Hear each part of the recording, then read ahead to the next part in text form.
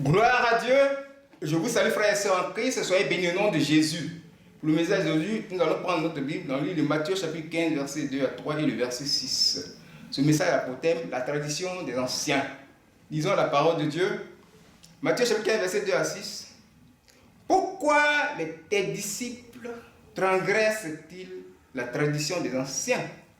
Car ils ne se lavent pas les mains quand ils prennent leur repas.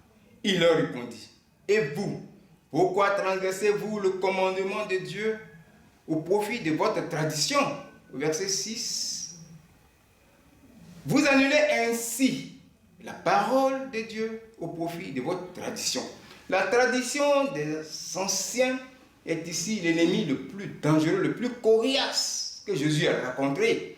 Jésus a ressuscité des morts, il a chassé les démons, il a guéri des malades. Et voilà, il découvre la tradition des anciens qui est tapie dans la vie de lui-même, ses parents, les enfants d'Israël, les enfants biologiques d'Abraham. Et voilà qu'il découvre cette tradition des anciens. Et c'est eux qui lui font le reproche. Ils ont commencé, ils ont posé la question à Jésus parce qu'ils ont observé les disciples de Jésus. Eux, ils mangent, ils ne se lavent pas les mains. Ils trouvent que ça, c'est contre la loi de Dieu. Oh, ce n'est pas une loi de Dieu. Jésus combat, Jésus a dit ça ici. C'est la tradition des anciens. Alors, de quoi s'agit-il, la tradition des anciens? C'est un ensemble de connaissances, un ensemble de pratiques, vous voyez, purement humains, qui sont transmises de génération en génération, soit par voie orale, soit par les moyens culturels, les moyens artistiques, les moyens scientifiques, humains. C'est uniquement d'esprit humain. Le fait de se laver les mains, Moïse n'a jamais écrit ça. Et par rapport à ça, ils disent que tes mains sont impures.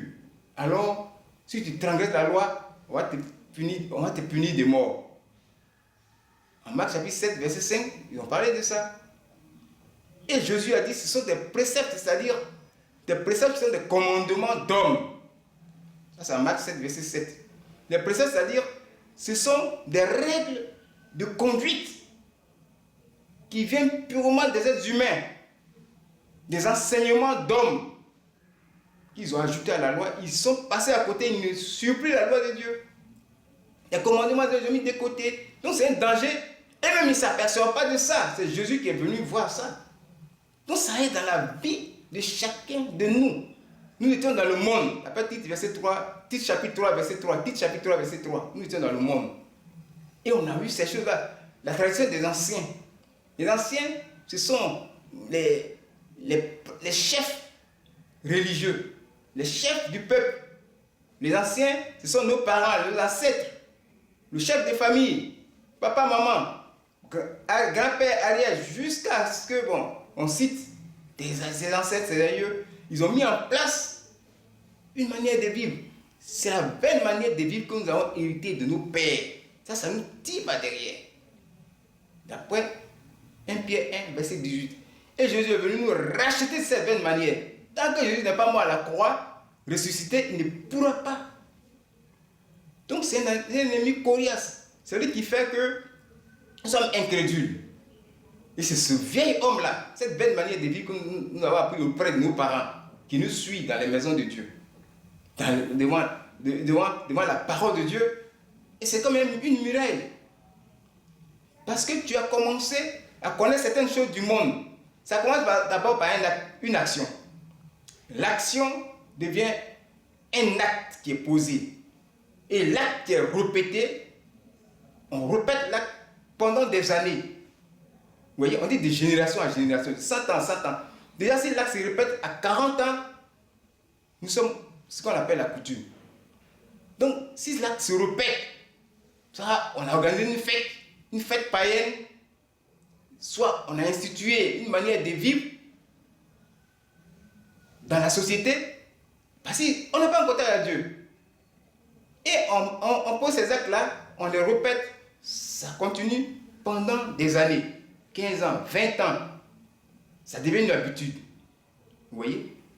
La même action qui est devenue un acte quand on continue de poser, on reprend ça chaque année, ou bien par mois, pendant au moins 27 ans, tu rentres dans la coutume. 26 ans, c'est l'âge de la jeunesse. La jeunesse s'arrête là. À partir de 27 ans, c'est une coutume. Jusqu'à 40 ans, la coutume prend fin. 41 ans, ça devient une tradition. Et là, pour te délivrer de ça, c'est compliqué, c'est difficile. Il faut que Jésus soit mort ressuscité. Donc c'est Jésus ressuscité que nous adorons. Il a la capacité de le faire. Mais pour que ça soit possible, il faut t'attacher totalement à Christ.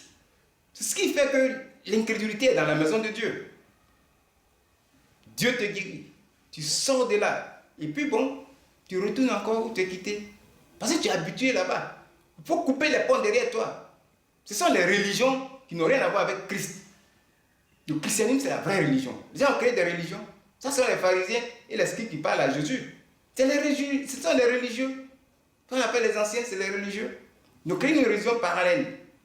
Qui n'a rien à voir avec Dieu.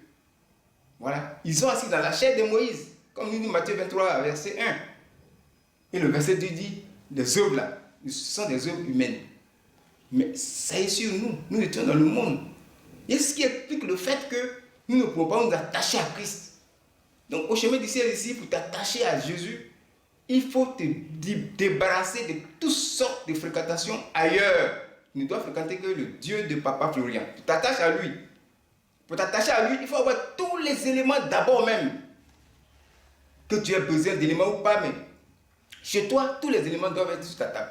Tout. Il ne faut pas dire, je n'ai pas besoin de ça. Donc non, ne fais pas de tri.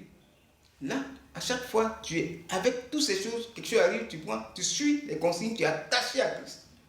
Tu peux vaincre la tradition des anciens. Elle est très dangereuse.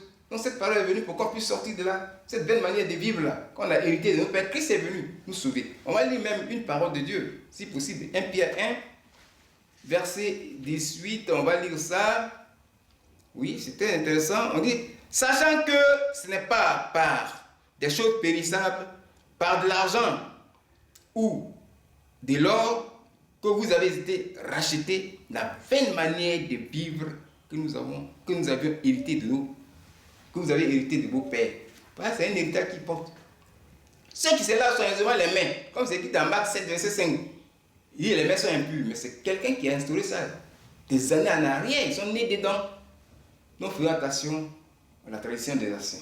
Attachons-nous à Dieu pour qu'on puisse vaincre, pour que l'onction de Dieu puisse être puissante sur nous. Puis tu as encore des arrières. Après le culte, tu as un autre culte ailleurs. Tu pries ailleurs. Non, mais c'est pas possible. Tu ne peux pas faire samedi ici, puis ailleurs. Il faut te détacher totalement de ces anciennes choses-là. C'est la même méthode, les éléments qu'ils ont là-bas, ça y est chez toi, et ça y est avec les éléments du Dieu de Papa, ça ne peut pas marcher. Détachez-vous de toutes ces choses pour que le Dieu de Papa prenne complètement ta vie, notre vie en compte, afin que nous puissions dominer et réussir dans toutes nos entreprises. C'est ce que j'ai à vous dire au nom de Jésus. Amen.